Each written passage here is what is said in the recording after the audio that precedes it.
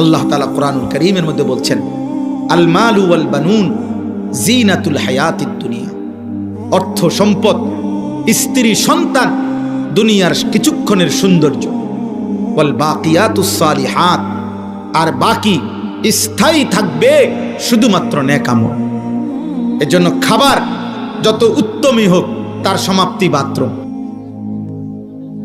Bathroom, কিন্তু সেজদা তার সমাপ্তি জান্নাত। এই সুবহানাল্লাহ যে বলছেন এখন, এটা আপনি হিসাব পাবেন জান্নাতে। কিন্তু আমার বাতের থালা এটা বাথরুম, ভাত কতটি খাইছেন দুনিয়া ভোগ।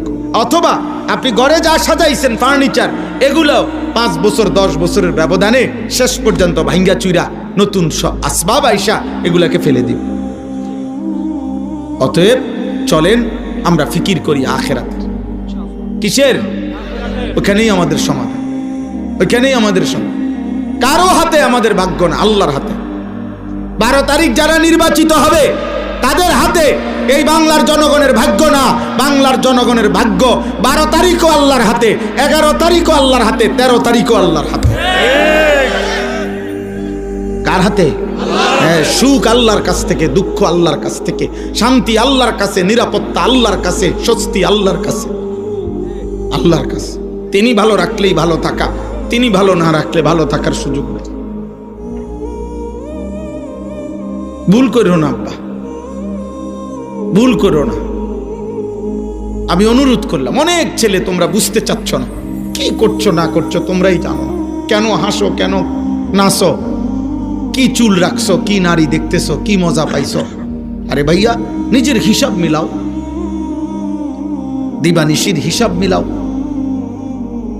ওই দেখেন, ওই ওরা এখানে দেখেন ফাইজলামি করতেছে, দেখেন এই যে দেখেন, দেখছেন এই যে, না না এই তো জীবন, কোনো অভিভাবক নাই যে।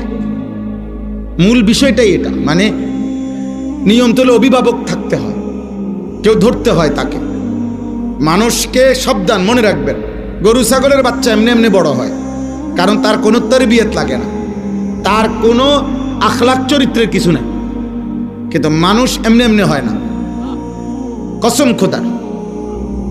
মানুষকে কেউ গড়তে হয়, গড়তে হয়, গড়তে হয়। এমনকি কিতাবে আছে যে কোনো বই, একেবারে উত্তম কথাওয়ালা, নীতিবাক্যওয়ালা যদি বইও তাকে দিয়ে দেওয়া হয়, এই বই মানুষ গড়তে পারে না, মানুষ মানুষ গড়ে।